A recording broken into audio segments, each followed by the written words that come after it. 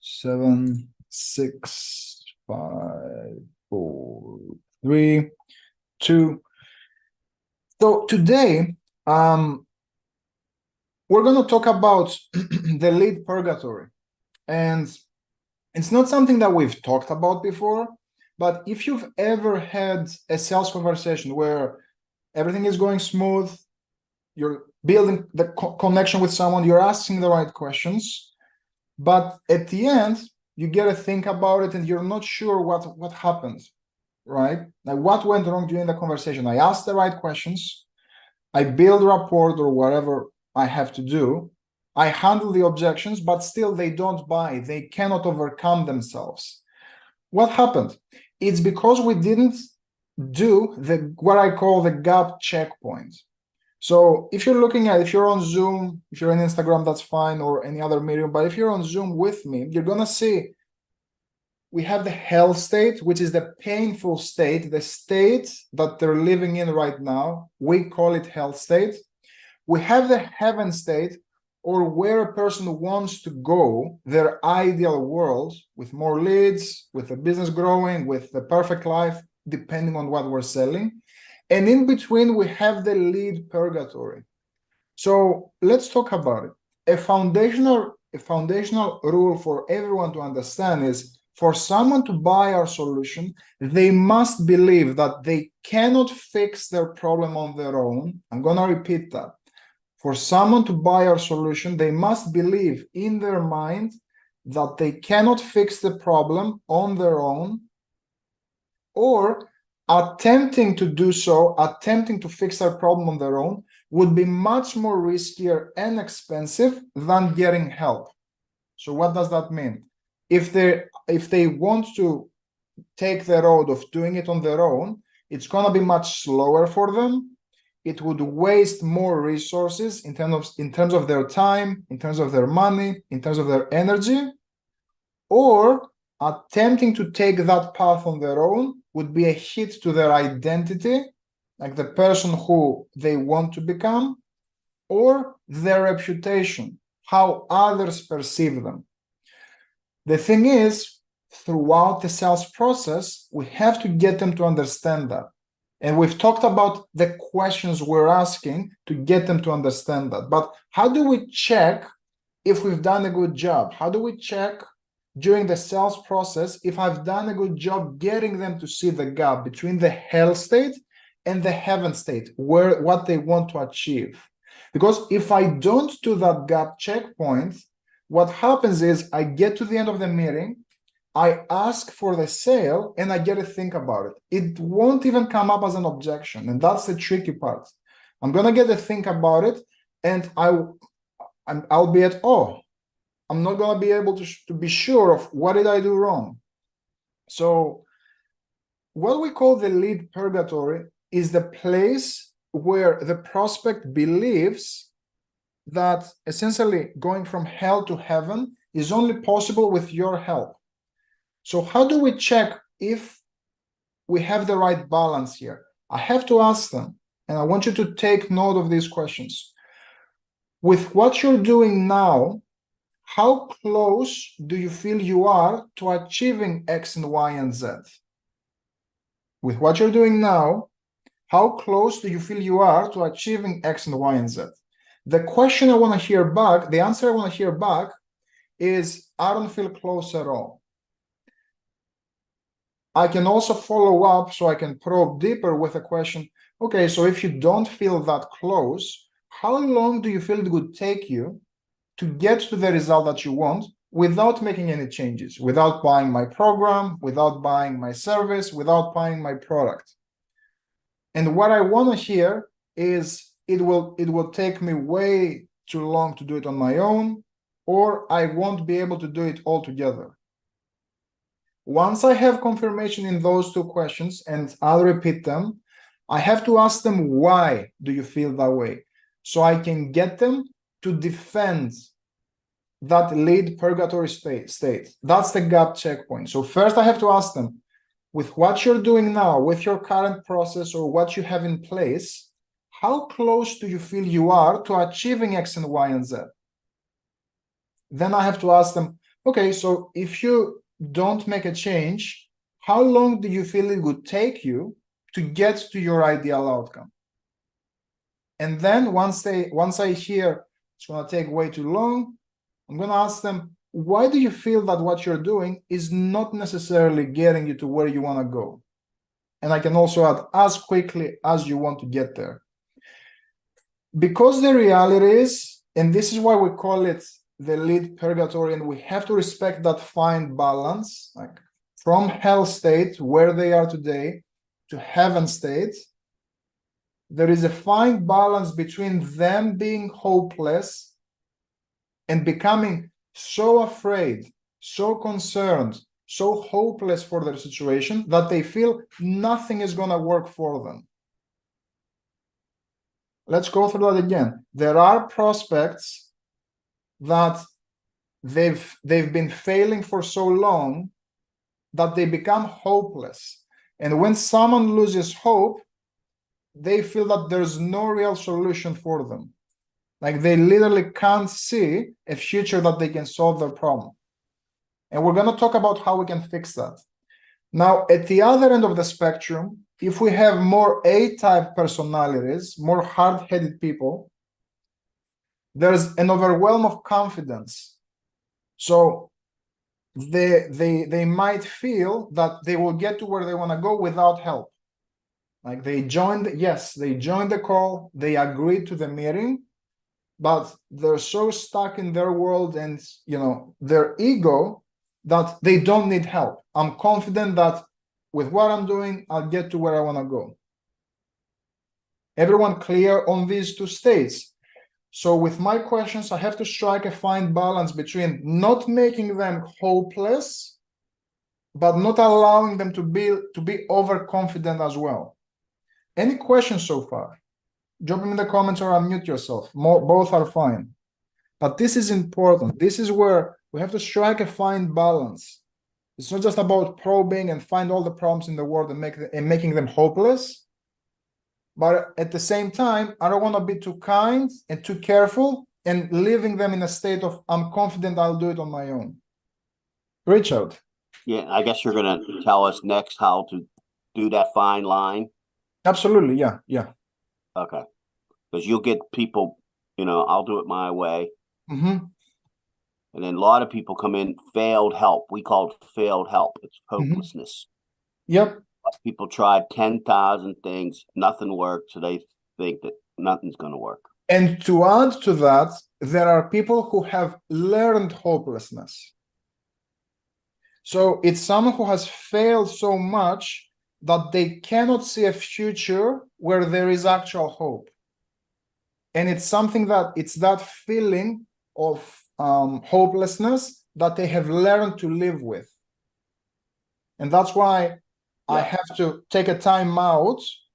And if I want to help them, I have to have a conversation before I present anything. This is not about me selling anything. This is about, if I want to serve them, I need to have an intervention with them, a conversation. Like if I want to have an impact in their lives. Otherwise, just wave bye-bye, right? Yeah, both are fine. That's why that's pretty high up on the script right here. I understand. Yeah, you're way up there still. Yeah, on the script. The script you gave me, anyways. Yeah, so because they are already specifically for you, for the script that we crafted together, it's pretty high up because they're already in a state of pain, right? Right. The main thing, since we unpacked it, the main thing with your script is getting them to realize that what they're doing is driving them into a deeper hole, like just take pills or just living with pain. It's getting them to realize that. So this is where the nightmare questions play a big role with what you're selling. All right, I'll let you go. But let's look at the left-hand side. People who don't believe that it's possible. Like, I don't think this is going to work for me because everything has failed. So then we're talking about self-doubt. People who need hope. So when we have people who have that intense self-doubt, we need to lift them up. And this is one of the only occasions where in a sales conversation, I want to boost them up. I want to bring that person up with me because they're not going to make a change. And how I do it is I can do, I'll first start with tactical vulnerability, right? So tactical vulnerability is when I am becoming tactically vulnerable. And it doesn't mean I'm being disingenuous, right? It's just that I want to become, because they're in a very vulnerable state, like they don't believe in themselves, they feel that there's no solution for them. I have to open myself up so they can see that we're communicating in the same wavelength, so they can open themselves up. So how I'm able to do that is typically it helps if you are able to share a personal story. So I can say something like, I totally feel, Mary, I totally feel that some days, if we're talking about Richard, that pain, being in pain for so long, for 5 years, things can seem hopeless. I had a relative who, he was in pain for 10 years. He was taking all the pills. He was taking all the advice in the world, and he wouldn't make a change. They did this, they did that, they did the other thing. One commendable thing for them is, despite seeing multiple dozens of doctors, they never stopped. And when I told them, hey, come in for a treatment, what do you have to lose? And they came in, they were skeptical, just like you.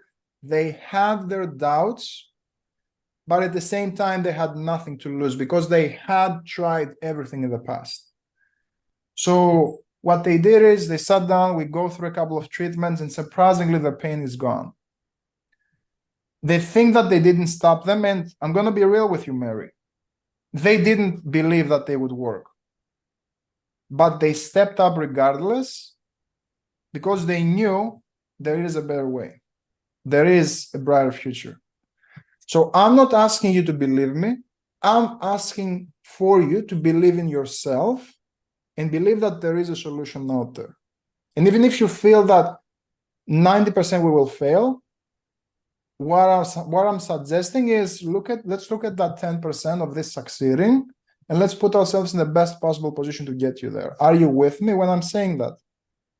Because what's the alternative? So in that story, and of course I'm keeping it as generic as possible, so you can take this and deploy it to everything, to any offer. Essentially, I'm embedding different beliefs. So how I'm embedding beliefs is by using a story. I'm trying to tell her that I'm trying to reframe her from the belief of, hey, what's the worst thing that can happen? You're already, for example, in pain. You're already failing. Questions about that? Now, the tactical vulnerability, it depends on what you're selling, of course. It can be a personal story. It can be a story of a person that has been there, has done that, has experienced the same thing. It can be a case study story. So it really depends on what you're selling. Any questions here before we move into the skepticism, which it's not dissimilar.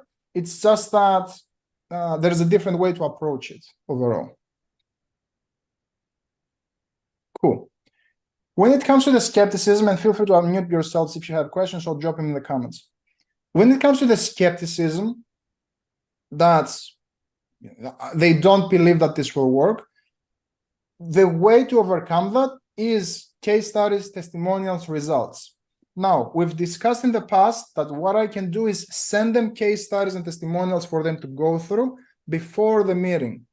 But in a lot of cases, what I've done with prospects, I take a hard pause in the call and I'm obviously biased. Mary, no matter what I'll tell you, it will probably go from one ear and out of the other. So why don't we do this?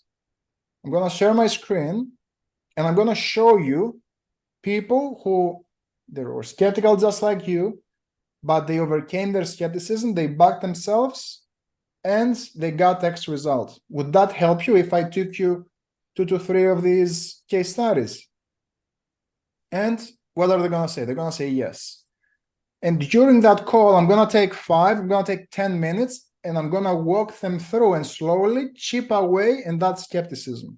Because the thing is, if I let them go, it's a coin toss if they're going to do it on their own or if they're going to wave bye-bye. Richard, did you have anything? Okay. Yeah, I do actually. I can't believe it didn't lower my hand, but still. Yeah, can you just say that again for the skepticism? What to say now? How do you know when they're skeptical? Because of their body language or what? Yeah, so it's with the gap checkpoint question. So with what you're doing now, how close do you feel you are to achieving X and Y and Z? You know, oh, I don't feel close at all. How long do you feel it would take you, you know, without making any changes?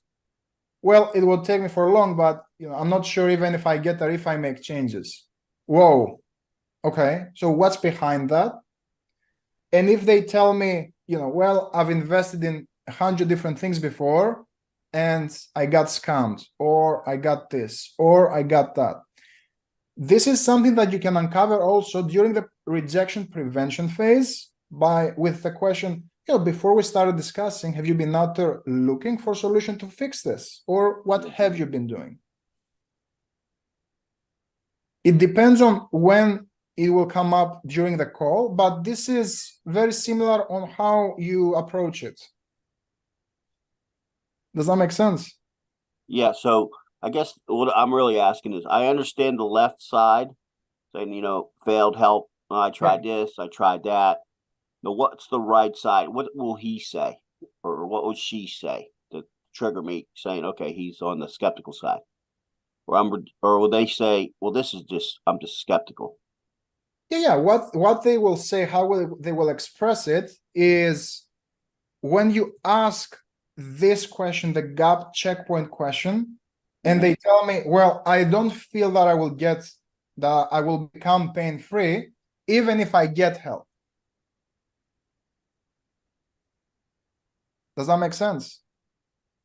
So even if you treat me, Richard, I don't feel that I will become pain-free. Yeah. I mean, I don't know if anybody says that, but that's a dig deeper to get them to say that, I guess. Yeah. So you dig deeper because that's why you're asking the gap checkpoint, right? So how long do you feel it would take you to become pain-free without making any changes? And they will say something like, well, I've made changes in the past and I'm still not pain-free. Right? So what are they telling you? They're skeptical about buying the next thing because they failed in the past. Well, those two people are very similar then. They are similar, but one is a self-belief, it's internal issue. The other person, it's an external. It's what they have experienced from their environment. They don't have belief in other solutions. One is internal belief, one is external belief in the solutions in the marketplace. They're very similar. Okay. Are you with me? Yeah. Okay. Kennedy. Hey, Chris. My question is regarding, I guess, I'm just trying to figure out, like, when I say those questions or like have done it before with like NEPQ, like I found that like that's when the ego comes out. Is that correct? Like typically that's when you start to get a little pushback. And of course that could be due to your tonality. But I'm just finding that for those people that have that knee-jerk reaction, that's when it kind of gets weird. So I don't know if it's like the ego check, like if I'm on the right side, or if it's just like trying to figure out how to move forward from that point, because it seems like that's when it's like, you know, that kind of weird thing. Let me Okay, say that again. So essentially, Kennedy, what you're asking, just so I understand, is when you're asking that question, you're getting resistance, right? Correct. At the gap checkpoint, you know, how close do you feel like you are from achieving X, Y, Z? Like, that's why I'm getting that kind of knee jerk, like, oh, I mean, we could do it in the next, 6 months. We're at 30K a month, XYZ. And then Yeah. I kind of say, So well, it sounds like things are going fairly well. I don't know no, if that's kind of it's not. Yeah. So this is the right hand side. That's what we'll cover now. okay. I got it. So Yeah. wait. No. Yeah. We'll attack it. It's this is the next part. This is where they start becoming overconfident. They're confident that they will get Right. Yeah, exactly. They just think it's time versus like the actual strategy. How we attack it and where that is coming from is number one, we haven't built enough of a gap in their mind. So if I only got from them that they need to add, for example, they are at 20,000 a month and they need to get to 30,000 a month, that's not enough of a gap for them to buy a $5,000 solution. Yeah. So in these cases, it's not about it sounds like things are going fairly well. That's a way for me to attack their bridge. It's a little bit late in the process for me to do that. So I need to 100% re-enter hell, because their focus now, it's in the wrong thing. If they're saying, oh yeah, we'll get in 6 months. We'll get there in 6 months. Time out. Let's go back. That's not a problem. What had you considering making a change? Like in the first place. Exactly. So essentially, so re-clarifying like why they're there again. Yeah. So let me wrap up and let's. Okay. So it's what I call the $1 million reset button, because I go back into hell because I haven't found a pain point to get them to realize that that pain point alone is costing them, for example, 10,000, 20,000, 30,000 a year. That's number one. So that's the short-term gap. And the long-term gap is I haven't been able to pull the vision for them, because there's big difference between, let's say, someone having a $100,000 business and they want to get to 150, for example, in the next 6 months, and them wanting to triple the business in the next, for example, 18 months. Now it's a path that they don't have clarity on.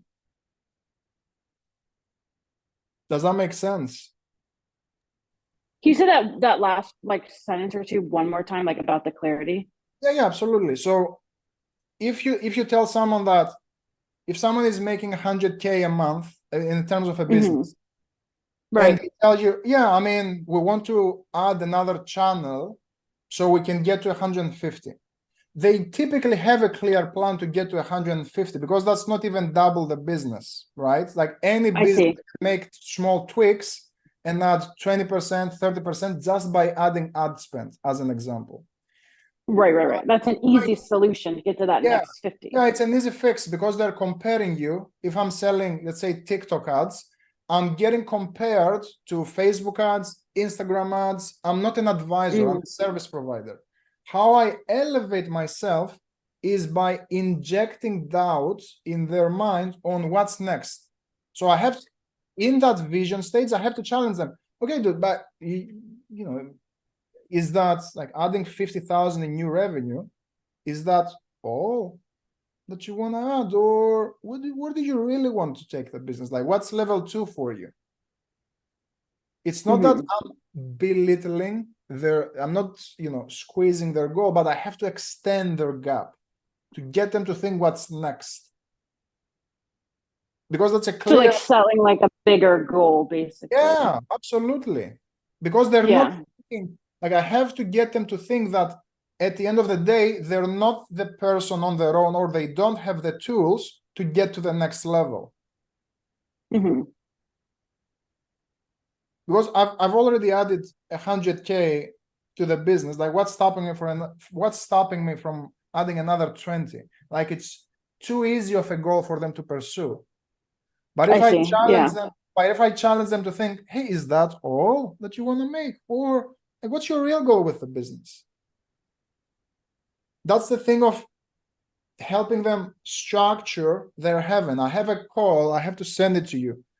once a guy came to me, I'm like, I don't need anything else that you're selling. All I need is to know how to handle this objection.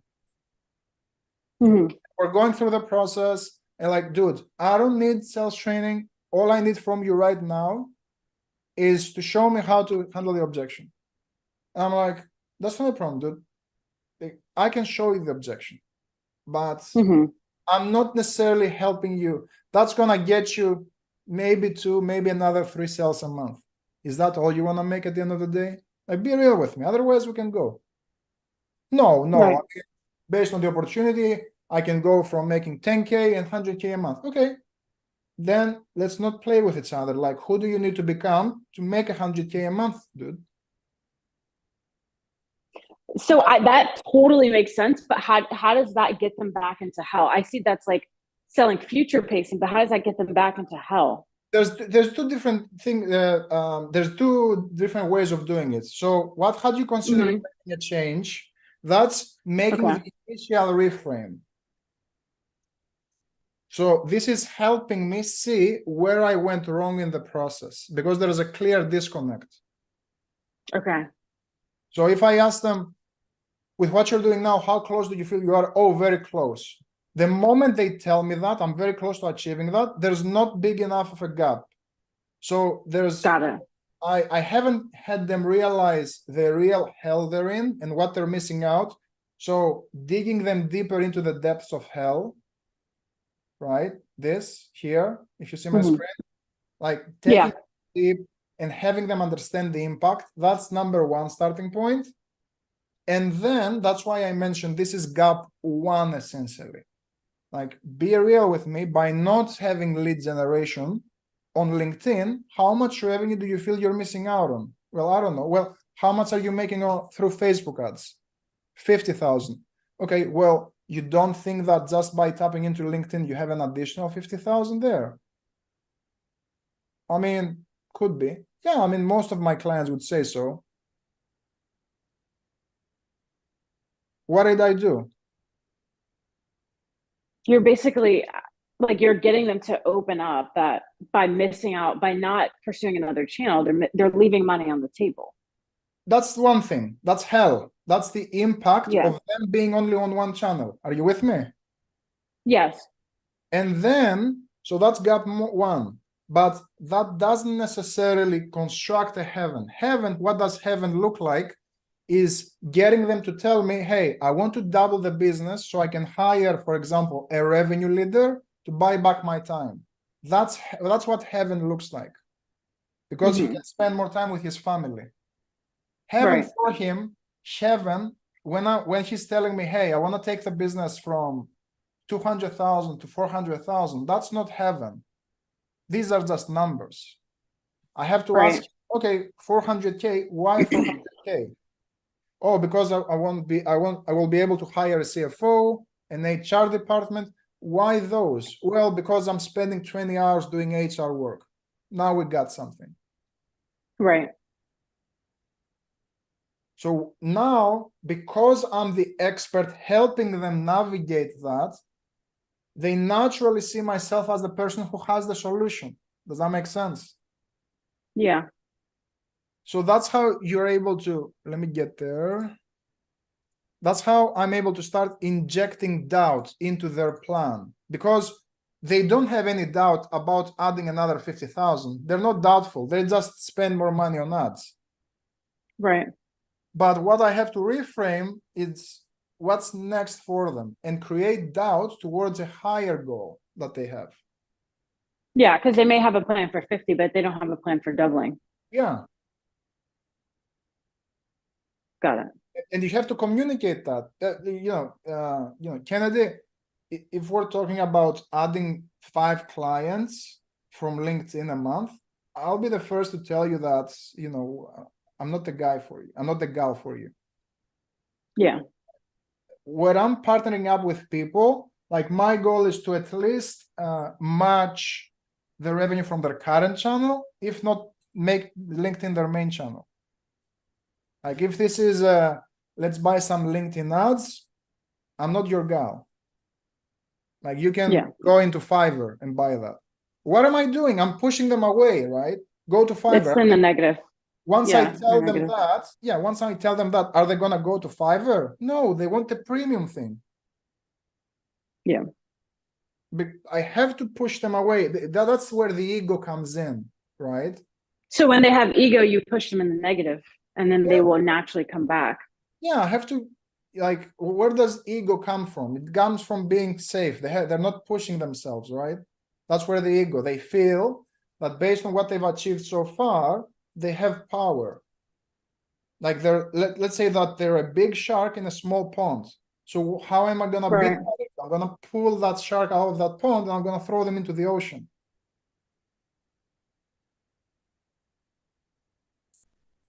Yeah, I got it. Do you have a clear picture on how we do it though? Yeah, I think so. I think like for the ego part, you have to like create the doubt and then ask them, like basically, not like we have to create doubt into the next step, not the goal that's like next for next quarter, like within like the bigger vision, whether that's like next year or whatever, and create doubt into that plan that they just may not have the tools, resources, or knowledge to get to that point. Yeah, exactly. Yeah. Because if we sell the next one, it's just not enough. Because typically, if you already at 100K, you can just, at that point, you have, some knowledge where you can just, like you said, spend more money on ads, and the more you spend, the more you get. But doubling the business may not be efficient to just spend more on ads. You may just need another channel. Yeah, it's like I'm telling you, right? Hey, Kennedy, if you learn how to do the gap checkpoint, you're gonna get an additional one sale, a quarter. With what you're doing now, how close do you feel you are to getting one sale a quarter? Dude, waste of my time. Yeah, it's waste. Yeah. Got it. No, that's good stuff. Thank you. That's where I have to act as a guide, and that's why we talk about leadership selling. Like I have to see them what's next, like, and paint the heaven with them. Because a lot of people, it's not just because they're feeling safe in their ego and protected, they haven't explored, if they have $1 million business, what does an 8-figure business look like? It doesn't mean that I have to go there. I'm just giving you an example, right? Like, okay, we've gotten to 1, like what does 2 look like? Whoa. Yeah. Because their ego is, I'm a 7-figure business owner with whatever that comes with it, right? But if I show them, hey, my last client, I'm giving you an example, right? You don't have to say that. But yeah, I'm typically working with clients who want to get from, like, who are at the 7-figure range to multiple 7 figures. So, if we look at, you mentioned that you want to add 250 in the next 6 months. I understand that's maybe level 1 for you. So what do you really want to be making? Yeah. Got you. It's not about belittling them or slapping them around. It's okay, like, that's easy. Give me something challenging here. Essentially, it's going from a yes man or yes woman from, yeah, hey, you want to add 50,000 a month? Okay, great. Yeah, we can help you. No, it's also, you can ask that question the moment they give you that goal, right? Okay, so what's your goal in the next 6 months? Oh, I want to add 50,000. Oh, okay. So how close are you to adding 50,000? How long do you feel it would take you? Oh, we can get there. Okay, so it doesn't sound like it's your real goal. So what do you really want to be making? I can even do it then and there if I feel the gap is not large enough. I see. That's really good. Thanks, Chris. Cool. 100%. Yeah, so we covered essentially, just to wrap it up, again, we discussed about the gap checkpoint. It's really having that conversation and taking them through the different checkpoints. Checkpoint number 1 is, with what you're doing now, how close do you feel you are to achieving X and Y and Z? That gives me an idea of where we're at. Here, the acceptable answers is, the answers I can accept is, oh, I'm not close at all. Or sometimes people say, well, I feel we're going to get there, but it's going to take us too long because we're struggling with lead gen. And that's when I can follow up with, well, how long do you feel it would take you to get to X and Y and Z problem without making any changes though? Oh, it's gonna take X and Y and Z. That makes sense. I get them to defend now. Why do you feel it would take you much longer though? Or the expanded version is, why do you feel that what you're doing is not necessarily getting you to where you want to go, like as quickly as you want to go there? Or because of this happened and this happened and that happened. Okay. So that summarizes the gap checkouts. I always have to make sure that I keep the prospects in this lead purgatory range where they feel they need help, they know they need help, and they know that they won't be able to get to where they want to go as fast as they can without my help. Questions, doubtful points, concerns?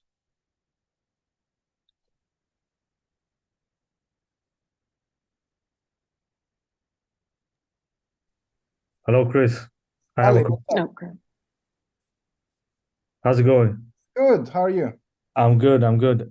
So yeah, I have a question. So, right now I'm selling to roofer clients through my agency. Yeah. So I feel like in the sales process, when I was selling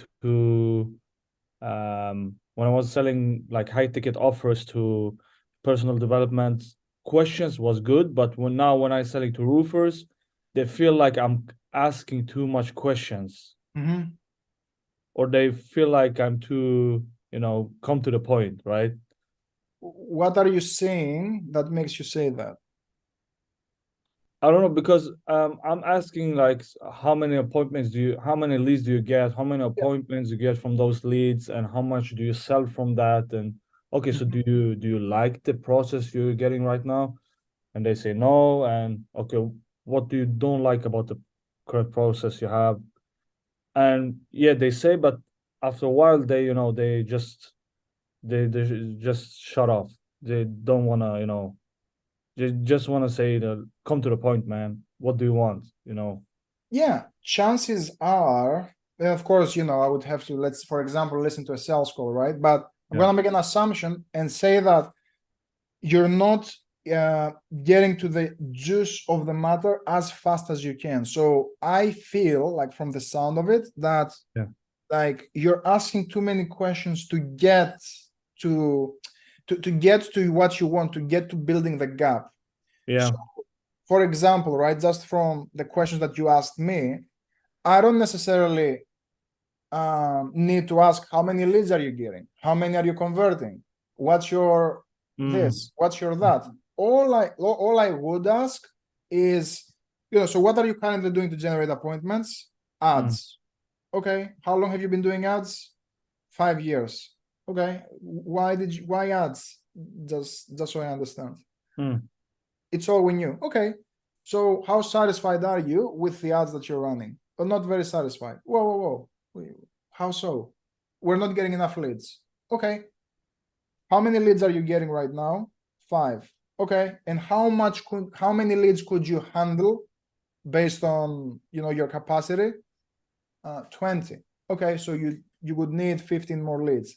How long has it been since you have, you're not matching your capacity? I don't know, 1 year. Okay, so you haven't been generating enough leads for a year. Has that had an impact in the business? Yeah, things are slow. Okay, but besides things being slow, what's the main reason why you might be looking to work with an agency rather than just spending more on ads? So I have a gap, a lead gap. I don't need to convert it into, again, a revenue gap and then ask them how much do you charge. Yeah. Like I can, based on their pain points, I just build the gap out of that. I need more leads. Okay, how many are you getting? How many could you be getting based on your capacity? That's all I need. That's a gap. And then the next gap that I will build is in the heaven state. So if I was able to come in, give you more leads, where do you see the business in the next 12 months? Ideally, 2 million. Okay, so 2 million, where are we at today? 1 million. Gotcha. So we need to add another 1 million. With what you're doing right now, how close do you feel you are to getting to 2 million with your current lead gen, not close at all. Okay. We're able to help get you to 2 million. At the end of the day, it's another million. Like, what does that million do for you? Building up heaven, moving forward. That's it. Yeah. Okay, that makes sense. So make it much more simple and cleaner process than rather than just get to the juice of the question. Like, realize, I would suggest writing all the questions, listen to a call back that you had that you felt it was too many questions, and write out, what questions did I ask? Write them out. And right next to each question, point an arrow, like, I asked 10 questions to get his goal. How can I do it in 3? Yeah. Okay. Because that's where the disconnect comes from. Maybe it was, you asked a close-ended question and they answered yes, and then you had to clarify again. Maybe they didn't understand the question, and that's where you broke a little bit of rapport and you had to re-ask, right? So we have standard questions, in the stealth sales process, in the NAPQ, whatever you want to use. Yeah. There are standard questions, but it's how do I get to the point, asking as few questions without clarifying and re-asking things, as possible. And also without too many softeners, right? A lot of times, if there's maybe uncertainty or maybe some concern around asking a question, we tend to mellow it.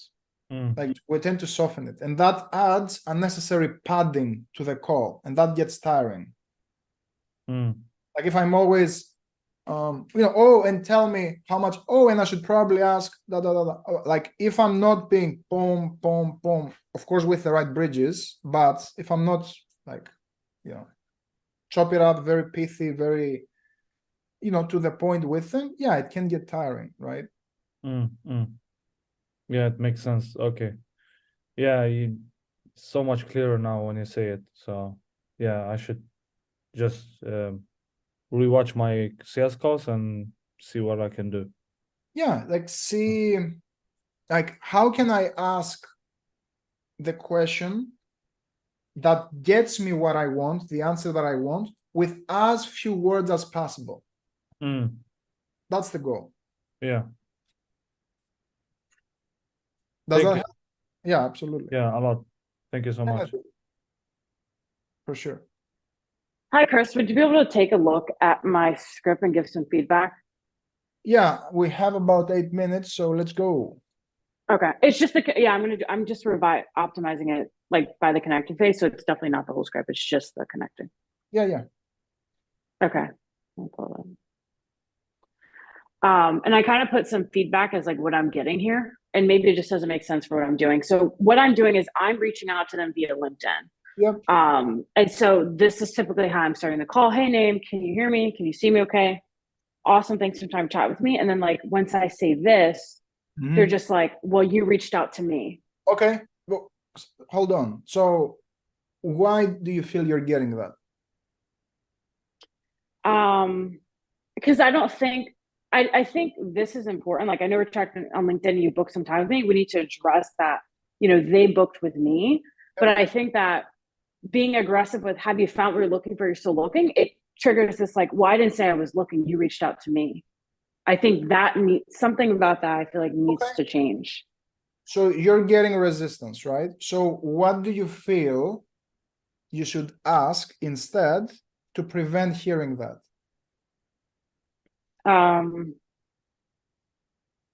Maybe, like, switching around, like, I wrote some ideas, like switching around the question, maybe like asking them, what about my message or this question, to ask why did they book the call rather than are they looking for something, because that's assumptive. Yeah. So let me ask, right? So I walk into a store today to buy a cologne, right? And salesperson approaches me. How can I help? I'm just looking, right? That's what we all say, right? Yeah. I'm just looking today. Like, I don't want to discuss. Yeah. So how can that salesperson flip the tables on me? Like he can take that objection and voice it. Hey, are you just looking today? Yeah, I'm just looking. Okay, do you know what you're looking for? Hmm. So with that same, kind of like mental pattern, how we can tweak your script is, first of all, I won't say awesome, and I won't say thanks for taking the time to speak with me, right? They're not doing you a favor. Like you're there as partners, first of all. Yeah. So, hey, Kennedy, can you hear me? See me okay? Okay, perfect. I know I reached out over LinkedIn, but what was it that attracted your attention out of my outreach message? Okay. So it's not just, why am I asking them what are they looking or if they have found? Because I don't know if they were looking, right? Right. I don't know. So, okay, But perfect. I know I reached out on LinkedIn, but what they're on the was call it with- about my message? Yeah, I'll repeat it, but I want you to understand the mindset behind it, right? Like Mhm. I'm feeding them the objection. I know I reached out over LinkedIn. So now, Mm. can they say, hey, you reached out to me on LinkedIn? Yeah, I know. I just said it. Right. They can't So they're say, not going to say that again. Yeah, they're not going to say that again. okay, so I'm removing that objection. And then Mhm. I'm going to say, so I know I reached out over LinkedIn. That's done. But what was it that attracted your attention when it comes to my outreach message or the message that I Yeah. sent? Mm. So now Yeah. what I'll get is I'll find the point of relevance. Oh, you said that you can add 10 booked calls. Or I noticed on your profile that you're in whatever you are and I liked it, right? Yeah. But I'll find the point of resonance. Got And it. then out So of just that go point ahead and feed them now. yeah, and out of that point of resonance, they're gonna tell me, yeah, you sell more leads, I need more leads. Then I'm not gonna ask them if they need more leads. I'm not gonna ask them, do you know specifically what you're looking for? Because they just gave it to me. Yeah. Because now here you had three different, in your previous script, you had three different connecting or opener questions, right? Yeah. So your point is, how do I get to the overarching outcome, like to their what they want, as fast as possible? So do you know what you're gonna ask now? Is it clear? Yeah, I think so. So definitely like, okay, perfect. I know I reached out on LinkedIn, but I was wondering what about my message kind of sparked your interest? They're going to say, oh, well, you said you build outbound systems and generate more leads. And then from that point, you know why they're here. They want to talk about getting more leads, talk about the solution. And then I feel like from that point, all of this, I don't know if this would be needed because they've already said they're looking to talk about that. And then be like, okay, yeah, that's not a problem. We can definitely get into all that. And then Yep. honestly, cutting all of this out and keeping one or these two, and then this, and then that's it. 100%. That's connected. Absolutely. Yeah. Okay, cool. Just making it sharper. Cool deal. Thanks, Chris. And in the initial, I just want to add before we wrap up, in your pre-framing, let's put it that way. Okay. You don't have to say, would that help you? You just dive right into it. So you can say, okay, perfect. Yeah. So it sounds like you want to generate more leads. This call is pretty straightforward, pretty basic. What I'd love to hear is how you're generating leads now, what you're looking for in terms of generating those leads and your goals with the business, and see what are the exact gaps, make sure that I can help. So I should probably start off by asking, how are you currently generating leads? Like, I'm getting to the juice. Like, would that help you? Yeah. Let's dive in. Like, so you don't really need, like, you don't need to get them to agree. Like, are you with me on that? Like, you don't need to like pause there. You can just go into your situation. You can, but if it flows, like if you have that initial resistance from the get-go, I'll just get into the situation questions. Okay.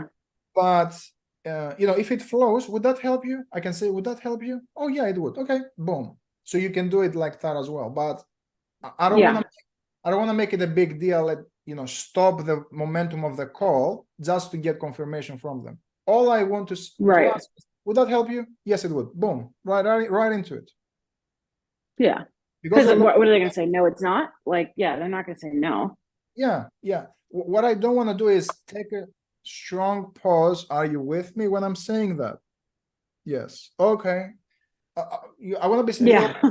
snappy, right? Because that's where friction and sales resistance comes in. Like if we're doing these hard stops every time we're waiting for a reply. So lighthearted, I'm setting the frame nicely. Would that help you? Okay, perfect. Now, how are you currently generating leads? Okay, and how long? Like boom, boom, boom, boom. Yeah. Like we don't need to like wait on that. Just smoothly go into it. Yep. Got it. Perfect. Thank Yorgos asks, in health insurance, how can I open the conversation in cold leads in a list of friends on friends that people who aren't even looking for insurance? So that will depend how you found their information, right? So you pick up the phone, you call me, like, what are the two questions in that person's mind, right? Who the frick you are, and how did you get my number? So you have to establish those 2 points just by calling them. Like, did that friend, was it a referral? How did you come across that number? What do you want out of them? And then you can tailor your script accordingly, right? So there are quite a few different things that you have to unpack. What's a good way to generate DM appointments? So I would imagine you're asking, how can you generate appointments using your DMs? That's that's a long conversation, but a good starting point would be, my playbook is free. Just download it. It's all in there. The short version is, first of all, like what people don't realize, and that goes for Kennedy as well, but you're already aware of it, I believe. Like when I'm sending a DM, first thing is think about when you're receiving a DM. What's the first thing that you see? Is it the actual message, or is it the profile of the person? It's typically the profile of the person. What's their name? Are they from an obscure country I haven't heard of, or are they relevant? What's on their profile? Are they trustworthy? And have they earned my time for me to open the DM in the first place? So if I click over to your profile, am I going to see things that I will resonate with? If I do, then I might start reading things way before I start engaging with you in a conversation. This is what a lot of people miss. It's what are the magic words I say, but they're like, they have pictures of themselves in a beach or this or that, and that person is like, okay, this guy wants me to buy this thing, but he isn't even posting about it. So what's up with that? Hope this helps. I'm gonna wrap up here. Good to see everyone. If there's anything I can help with, always coaching people one-on-one, reach me, and let's have a chat if I can help. Have a good one. Good seeing you.